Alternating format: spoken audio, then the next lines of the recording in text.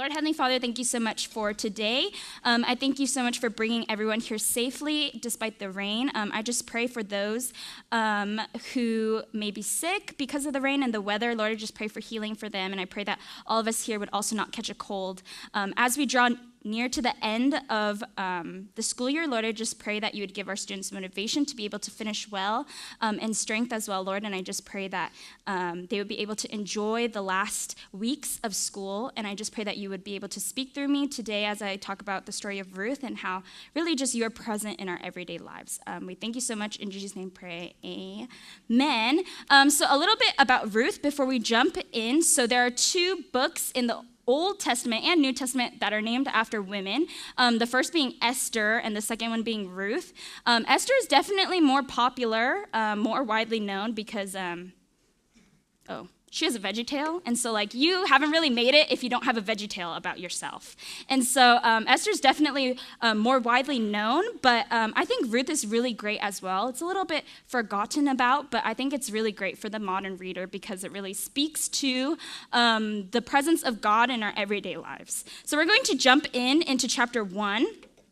The book is separated into 4 chapters, and so naturally I separated it into 4 sections. So the first section, chapter 1, is called Bitterness, and so we'll be reading from verses 1 through 5, and we're going to be jumping around a little bit.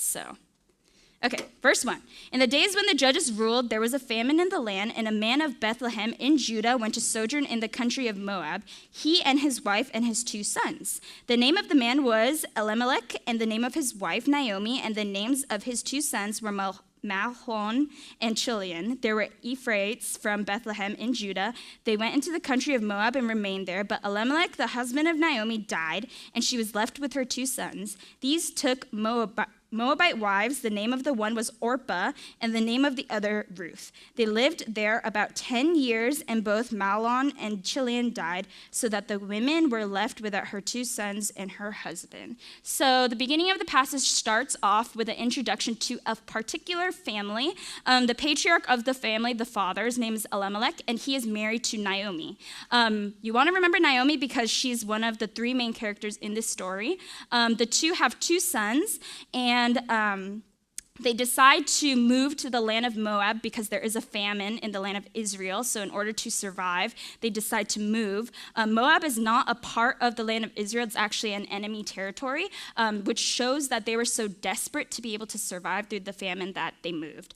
But we are shown that Elimelech actually passes away. And after he passes away, the 2 sons marry 2 Moabite women, one of them being Orpah, not Oprah. Orpah, and the second one being Ruth. And then we're not told who marries who, but that shows us it's not very important because the 2 sons actually pass away within 10 years. And within a couple of verses, Naomi has lost all her family members, and she's just left with her 2 daughter-in-laws. And so because Israel is a patriarchal country, in that culture, it was not safe for a woman to be left alone in a foreign land without her husband, and so she takes the decision to actually move back to Israel. Not only that, but we are told that the famine has actually gone away from the land of Israel. So it's not safe, but also because the famine has gone, she decides to move back to the land of Israel along with her 2 daughter-in-laws. So that's the setup of the story. And so we're going to skip on down to verses 7 through 13. So we're actually told that her daughter-in-laws do follow her. However, on the way there, Naomi says something to them. So verse 7.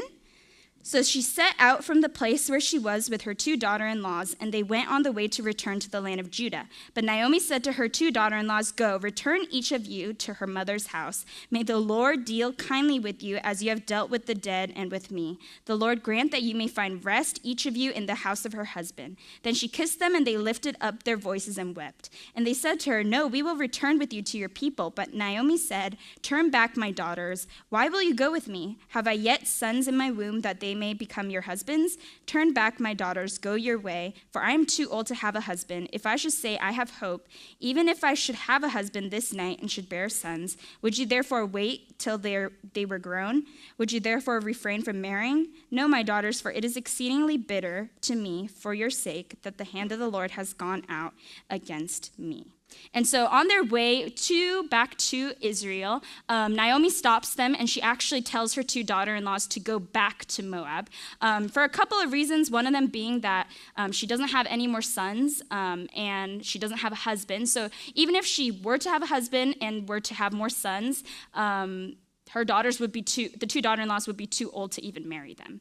And so she's not able to provide anything for them anymore. And secondly, their chances of getting married in Israel is slim because they are Gentile women who have already been married anymore, so they're not very fresh, if you could put it that way. And so they would have less of a chance of getting married. And so she suggests to them to go back home. And we're actually told in verse 14 that Orpah decides to go with what her mother-in-law says, and she decides to return back to Moab. However, Ruth, we are told, decides to cling on to Naomi. And so if we continue on, verse 15, it says, Naomi is speaking. She said, "See, your sister-in-law has gone back to her people and her gods. Return after your sister-in-law." But Ruth said, "Do not urge me to leave you or to return from following you. For where you go, I will go, and where you lodge, I will lodge. Your people shall be my people, and your God, my God. Where you die, I will die, and there will I be buried. May the Lord do so to me, and more also, if anything but death parts me from you." And when Naomi saw that she was determined to go with her, she said no more. So this is essentially a very well-known passage, but it is essentially Ruth's conversion to the God of Israel, to Yahweh. And what's really interesting is we saw Naomi's bitterness earlier in the chapter because she has bitterness because she just lost her family.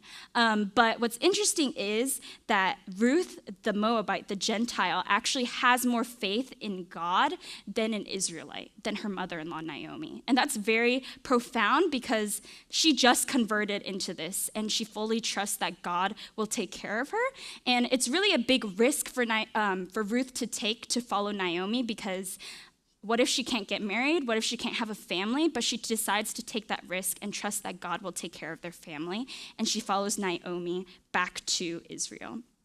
And then we are going to continue along. We're kind of moving fast, but verse 20, so the setup for this is, so they eventually make their way back to Bethlehem, and Naomi is actually the talk of the town because she's been gone for so long. We know that when someone visits after a long period of time, it's oh my gosh, they're back. And this is kind of similar in the sense that Naomi has come back to the land, but she's coming back without her husband and her 2 sons. So there's a lot of gossip in the town. People are oh my gosh, is that Naomi? Where's her family at, And so Naomi decides to address the gossip in verses 20 through 21. So if we go there, Naomi is speaking. She said to them, "Do not call me Naomi, call me Mara, for the Almighty has dealt very bitterly with me. I went away full, and the Lord has brought me back empty. Why call me Naomi when the Lord has testified against me, and the Almighty has brought calamity upon me?" And so this really shows what Naomi is feeling in her situation. Her bitterness towards God, she believes that God is punishing her for moving to Moab during the famine. And so she believes that God has rid of her family, and she's being punished for her actions.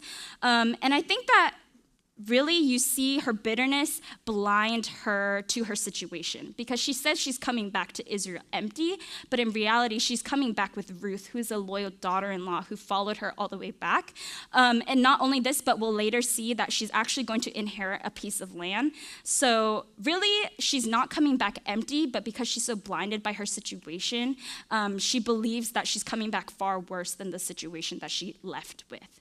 And I think that's really completely reasonable, because we may feel the same way too when something hard and difficult happens to us. It's hard to see the beautiful things that God has provided for us already because we're so bitter and so stuck on our hard situation. And so yesterday, I actually graduated from college. Thank you so much. So I graduated from Cal Lutheran University. A lot of you probably don't know it, but it's okay. It's a small school. And towards the end of my senior year, I really reflected a lot about the past 4 years and what God has really done for me and how much he has blessed me through the 4 years. I think looking back now, I would never trade my past 4 years for anything else. I wouldn't change it in any way.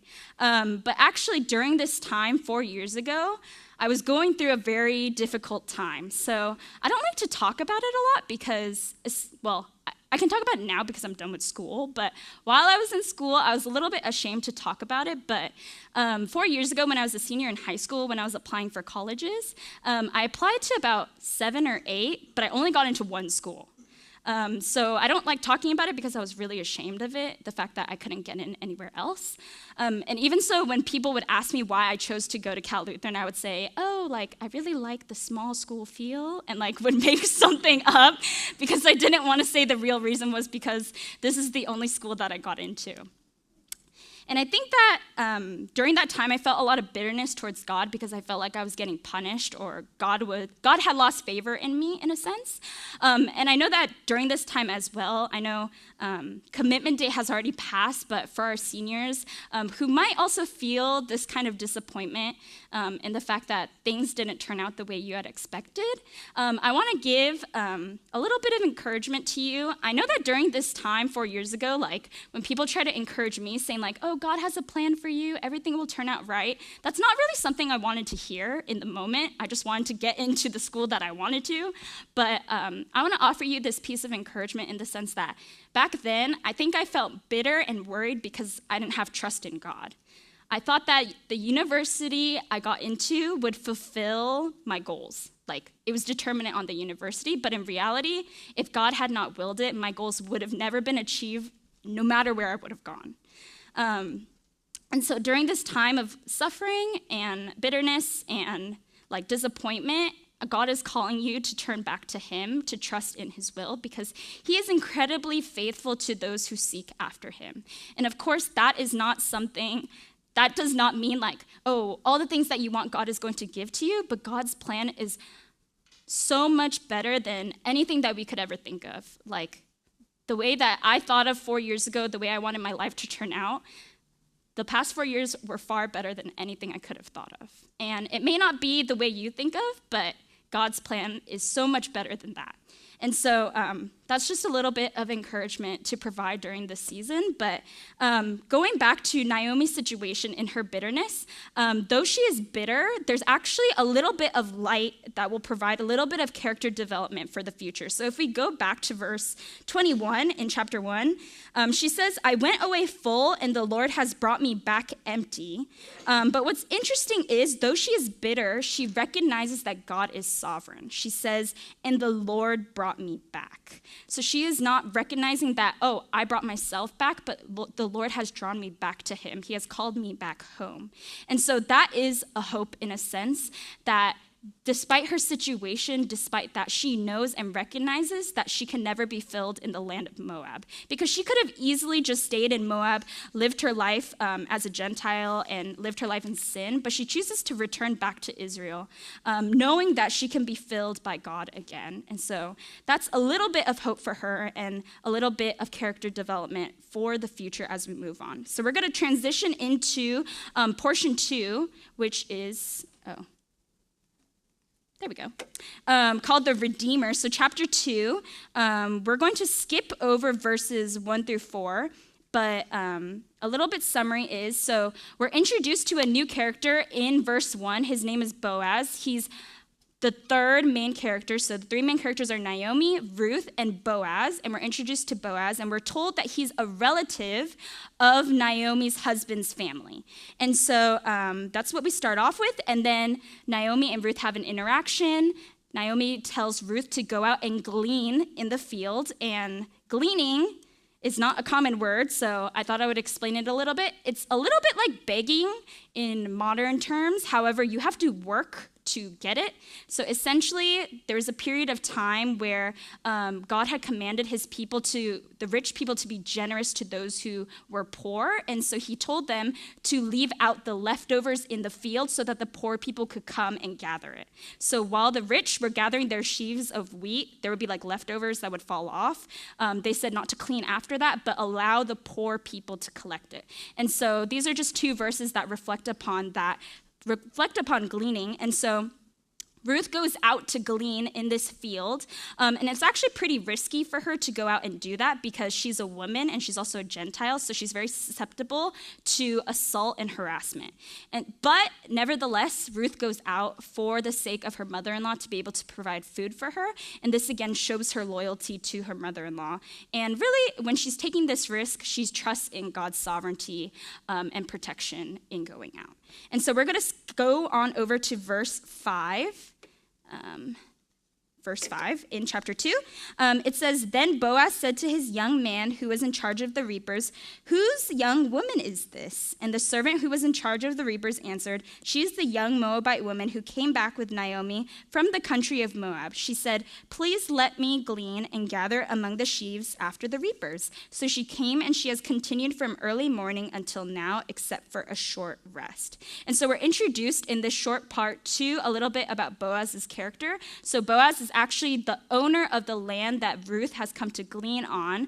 And we did not touch it, but in verse 4, a little bit of reflection on Boaz's character is that he greets his workers, and his workers in return bless him back. And so that really shows that Boaz is a respectable landowner, and his workers respect him back. And so it shows his integrity. And so continuing on with verse 8, "Then Boaz said to Ruth, 'Now listen, my daughter, do not go to glean in another field or leave this one, but keep close to my young women. Let your eyes be on the field they are reaping and go after them. Have I not charged the young men not to touch you? And when you are thirsty, go to the vessels and drink what the young men have drawn.' Then she fell on her face, bowing to the ground, and said to him, 'Why have I found favor in your eyes, that you should take notice of me, since I am a foreigner?' But Boaz answered her, 'All that you have done for your mother-in-law since the death of your husband has been fully told to me, and how you left your father and mother and your native land and came to a people that you did not know before. The Lord repay you for what you have done, and a full reward be given you by the Lord, the God of Israel, under whose wings you have come to take refuge.' Then she said, 'I have found favor in your eyes, my Lord, for you have comforted me and spoken kindly to your servant, though I am not one of your servants.'" So we continue to see Boaz's character in the rest of this passage. He actually commands his young men not to go after Ruth. He says, "I have commanded my young men not to touch you." And so in a sense, this is a source of protection over her. He notices that she's susceptible to it.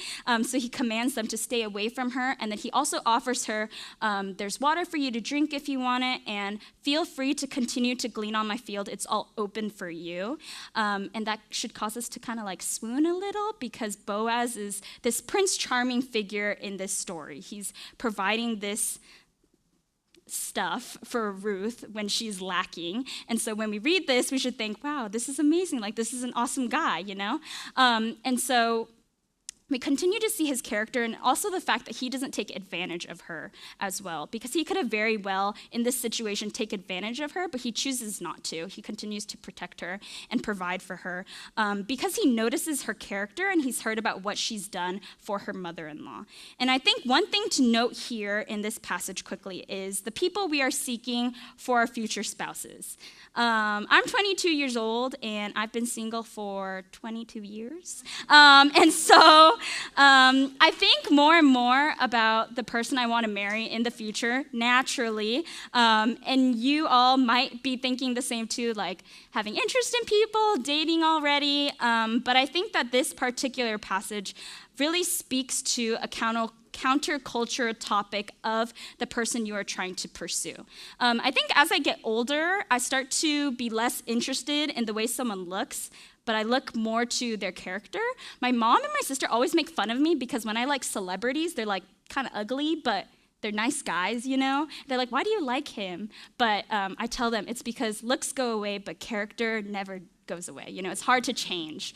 But I think this is very countercultural to what our society has to say, because never once in this passage does the author talk about Ruth's appearance, the way she looks. And I think this really speaks to the fact that Boaz was not interested in the way that she looked. That's not why he was interested in her, but rather he was interested in her because of her character and what she had done for her mother-in-law. That's what attracted him to her. And I think Likewise, to speak about this a little bit is appearance can't sustain a relationship or a marriage, because when your appearance goes away, there's nothing to sustain the marriage anymore or the relationship. Over time, as I see my parents' marriage, I notice that their character to one another becomes more and more, they appreciate that more of each other. They don't talk about the way they look anymore. As they get older, that's not a concern, but it's really about what they do for each other and the kindness that they show to one another and love and sacrificial love to each other. And so I think this too, I hope, is also something that we can adopt as well in the way that we look for our future spouses. In the sense that appearance is nice, but it's not everything, and it can't sustain a marriage for the long run. And ultimately, character becomes more and more beautiful as you get older. So we're going to continue on in verse 19. We skipped down a bit, but essentially, she gathers all this food. Boaz invites her to eat. He provides for her constantly. And then in verse 19, she returns home to Naomi. And so verse 19 says, and her mother-in-law said to her, where did you glean today, and where have you worked? Blessed be the man who took notice of you. So she took her mother-in-law with whom she had worked and said, the man's name with whom I work today is Boaz. And Naomi said to her daughter-in-law, may he be blessed by the Lord, whose kindness has not forsaken the living or the dead. Naomi also said to her, the man is a close relative of ours, one of our redeemers. And so after Naomi hears the news that Ruth has been gleaning in Boaz's field, she identifies him as a redeemer. And so Redeemer is essentially someone who saves, correct? As we call Jesus our Redeemer. But God had enacted a law to his people when he gave out the law to them earlier in Deuteronomy and Leviticus.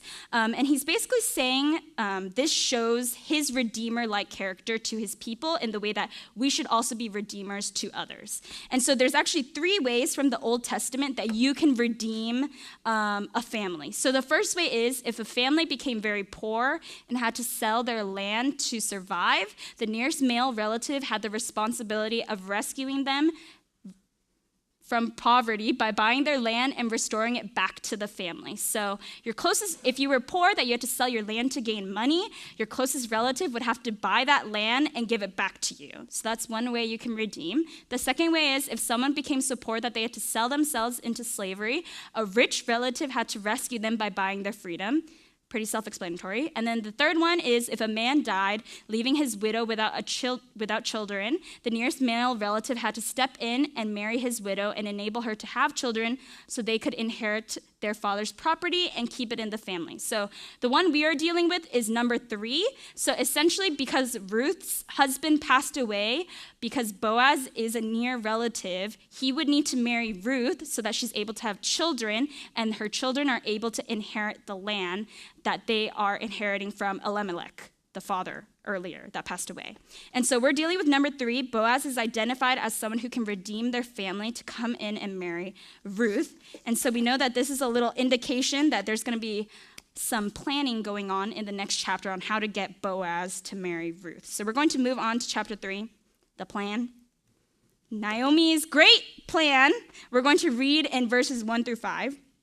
So verse 1, then Naomi, her mother-in-law, said to her, my daughter, should I not seek rest for you, that it may be well with you? Is not Boaz our relative, with whose young woman you were? See, he is winnowing barley tonight at the threshing floor. Wash, therefore, and anoint yourself, and put on your cloak, and go down to the threshing floor. But do not make yourself known to the man until he has finished eating and drinking. But when he lies down, observe the place where he lies, then go and uncover his feet and lie down, and he will tell you what to do.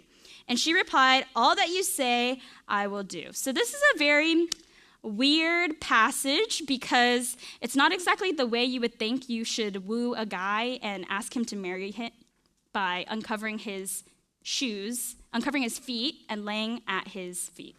Not exactly a modern way of thinking that we should get a guy.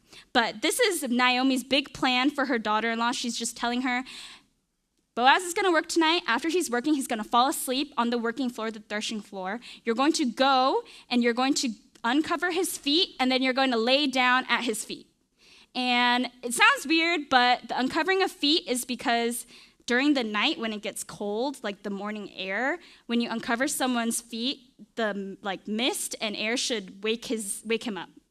Like, you know when you feel something cold and you get like jittery? That's basically what's happening. She's saying it'll wake him up when you take off his shoes and the cold air will blow on his feet, and then that should wake him up. And then when he sees you, he'll tell you what to do. And Ruth is like, okay, I'll go do it. But Ruth is again risking herself into this plan because though she doesn't have any sexual intention or wants to go to seduce him, it's a very provocative and controversial thing to do, because if she gets caught, she could be seen as a prostitute because you're pursuing after a man at night while he's sleeping. So if she got caught, she could get, she would be thought of as a prostitute. Not only that, but while she's traveling at night, she could also be attacked as well. But despite the risks, again, Ruth trusts in the sovereignty of God, and she decides to go out and execute the plan. And so we're going to see how the plan turns out in verse 7. And when Boaz had eaten and drunk, and his heart was merry, he went to lie down at the end of the heap of grain. Then she came softly and uncovered his feet and lay down. At midnight the man was startled and turned over, and behold, a woman lay at his feet. He said, "Who are you?" And she answered, "I am Ruth, your servant. Spread your wings over your servant, for you are a redeemer." And he said, "May you be blessed by the Lord, my daughter. You have made this last kindness greater than the first, in that you have not gone after young men, whether poor or rich. And now, my daughter, do not fear. I will do for you all that you ask, for all my fellow townsmen know that you are a worthy woman. And now it is true that I am a redeemer, yet there is a redeemer nearer than I. Remain tonight, and in the morning, if he will redeem you, good, let him do it. But if he is not willing to redeem you, then as the Lord lives, I will redeem you. Lie down until the morning." Verse 14, so she lay at his feet until the morning, but arose before one could recognize another. And he said, "Let it not be known that the women came to the threshing floor." So the plan goes according to plan. It goes smoothly. She goes to meet Boaz. She uncovers his feet. She lays down. He wakes up, but he doesn't, not luckily, but by the sovereignty of God, he doesn't scream and he doesn't wake up the people around him. Though he was startled, he doesn't yelp in surprise, but he was like, "Who are you?" And so she says she's Ruth, and she basically tells him that he is the redeemer for their family, which is a way of saying, "Please marry me." And then he agrees to do so, but he tells her that there's actually a closer relative than him who actually has first priority to redeem the family. So he tells her that if he is willing to redeem, good. If not, I will love to redeem your family. I would love to marry you, essentially. And so the chapter essentially closes with her leaving. He sends her home with full hands. He says, "You shouldn't go home with empty hands back to your mother." And so he sends her with a bunch of food. And then we are going to see in the last part, chapter 4, how this works out. So we are at the climax of the story. We are going to see if Boaz gets to marry Ruth. So, verse 1. Now Boaz had gone up to the gate and sat down there, and behold, the Redeemer of whom Boaz had spoken came by. So Boaz said, "Turn aside, friend, sit down here." And he turned aside and sat down. And he took 10 men of the elders of the city and said, "Sit down here." So they sat down. Then he said to the Redeemer, "Naomi, who has come back from the country of Moab, is selling the parcel of land that belonged to our relative Elimelech. So I thought I would tell you of it and say, buy it in the presence of those sitting here and in the presence of the elders of my people. If you will redeem it, redeem it. But if not, you will not tell me, that I may know, for there is no one besides you to redeem it, and I come after you." And he said, "I will redeem it." Then Boaz said, "The day you buy the field from the hand of Naomi, you also acquire Ruth the Moabite, the widow of the dead, in order to perpetuate the name of the dead in his inheritance." Then the Redeemer said, "I cannot redeem it for myself, lest I impair my own inheritance. Take my right of redemption yourself, for I cannot redeem it." And so the setting of the story is at the town's gate, which is essentially kind of like Wall Street in modern times. It's where all the business transactions happen. The elders were there, and they basically, settled disputes between people. And so because Boaz is a righteous man, he decides to do this deal correctly. He doesn't go threaten the guy beforehand, but he decides to do it in front of the elders, just like the just man he is. And he tells the relative the situation, and At first, the relative agrees to redeem the land, and Boaz is sweating a little bit because he wants to redeem the land and marry Ruth. But he tells the relative that there is a catch. Once you get the land, you also have to marry Ruth. And the relative doesn't seem to be very interested in Ruth. He just seems to be interested in the land and the money he can get from it. But then he realizes that if he marries Ruth, then the children that they have will actually be the ones that will be inheriting the land in the future. And so to this man, he won't even be getting the land in the future. And so the money he spends on redeeming it is a waste. And so he decides to actually change his mind and not redeem the land. And then the story ends with, a fairy tale ending. Boaz gets to marry Ruth. He redeems the land. They have a son together, Obed, and Obed becomes the grandfather of King David. And that's how this story ends. And of course, the big thing, the noticeable thing is Boaz is the redeemer to Ruth and Naomi, but not only that, but their son Obed is a reflection of the redemption that God has provided for Naomi, because he is a reflection of God bringing her back, Ruth being able to marry Boaz, and she's able to have her family again. And so as we close during this time, I actually want to talk more about what this sermon is called, which is called Risk is Right, because I covered a lot about how Ruth takes a lot of risks in this story. She risked her life by coming back. She could have not gotten married. She could have been assaulted. She could have been harassed. She could have been thought of a prostitute, but she risked it all for the sake of her mother-in-law and her loyalty towards her and the trust that she had in God. And I think that risk is a very not controversial thing, but it's not something we like to do because we don't know the result of taking risk. If we knew the results, we would take the risk every single time, probably, if it came out good. But because we enjoy being comfortable, that's what today's culture is all about, being a comfortable person. I think that risk is not on our minds as much anymore. And I mean, personally for me, I enjoy being a comfortable person also. My favorite place in the house is my bed. If I could someone asks, what would you do all day if you had the whole day to yourself? And I say, I would like to be in bed all day. I don't like doing much. I don't like being uncomfortable like a lot of us don't. It's natural. But personally for me, this past year has been difficult in terms of my relationships with a lot of my friends. And so there's a lot of unaddressed tension between some friends and I. And for a period of time, I thought I wouldn't take the risk and talk to them about it because I would rather be a little less happy, a little bit unhappy, but comfortable instead of possibly happy and not comfortable. I would rather be unhappy and be comfortable with the way I was because I feared that if I talked to them, then, I would get rejected, our relationship would become more awkward, things would be worse. And so I didn't take the risk initially. But after a couple of months, I decided to take the initiative to go talk to certain people, take the risk of our friendship being even worse than it was. But it turned out in the end that our relationship is much healthier than it was before because we got a lot of misunderstandings cleared and, essentially that makes things healthier because now we have set goals going forward, expectations for one another. And I think that for us, as we reflect during this time, what are the risks in our own lives? I think that what's really special and what's really great about Ruth's story, there's no crazy miracle in this story. God is not even like the audible God he was earlier in the earlier books in the Old Testament, but I think this really applies to us because that doesn't happen to us anymore now. God is not physically present like he was with the Israelites. And so what's really great about this story is we see God in Ruth's everyday life and in her everyday decisions.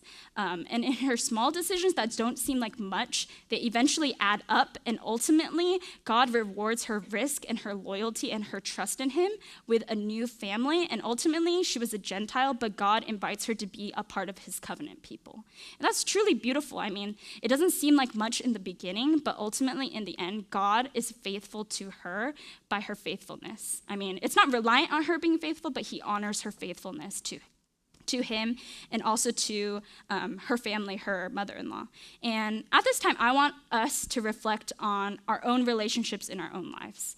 Maybe there's a relationship in your life where it's not the best because you're not taking the risk to clear things up.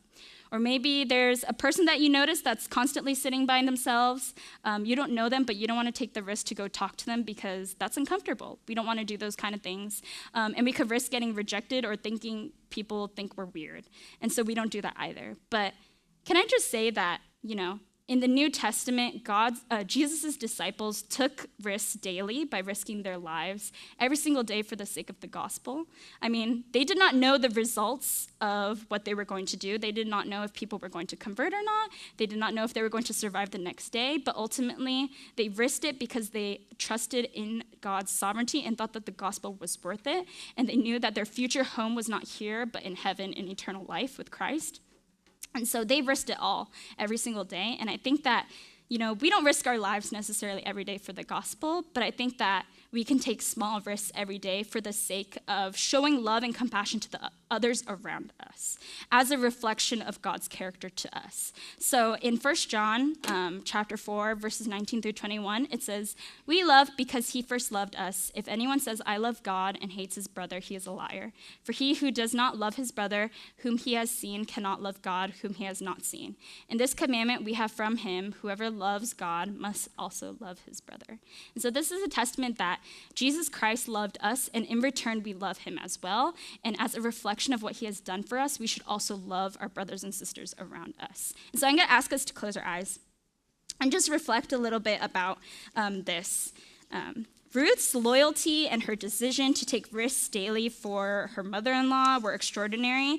And reflecting on it myself, I think I'm more like Orpah than Ruth. I probably would have gone back home because it's much easier to have done that. But I think her story should make us convicted of the way that we live ourselves, in the sense that we don't take risks daily because we just enjoy being comfortable the way we are, but God is ultimately glorified in us trusting in him and taking risks for the sake of his gospel and the advancement of his kingdom. And so I want us to reflect a little bit. Maybe there's a relationship in your own life where there needs some mending, but it's uncomfortable, so you won't go talk to that person.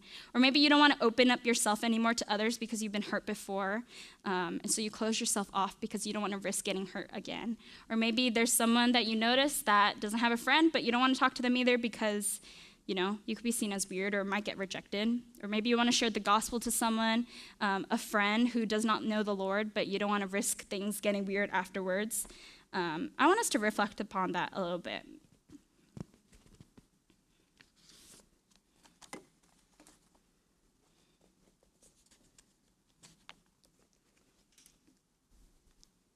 Lord, Heavenly Father, at this time, I just want to pray for all of us in the room. I don't know the different situations we're in, but Lord, I just pray that you would give us courage, Lord, and really just trust in you. Because we are so sinful, we lack trust in you, and really knowing that you have plans for us that are far better than anything that we could think of, that we should trust in your goodness and your sovereignty over our lives, Lord. And I just pray that you would give us the conviction to be able to take risks for your gospel and for your kingdom. In Jesus' name, pray. Amen.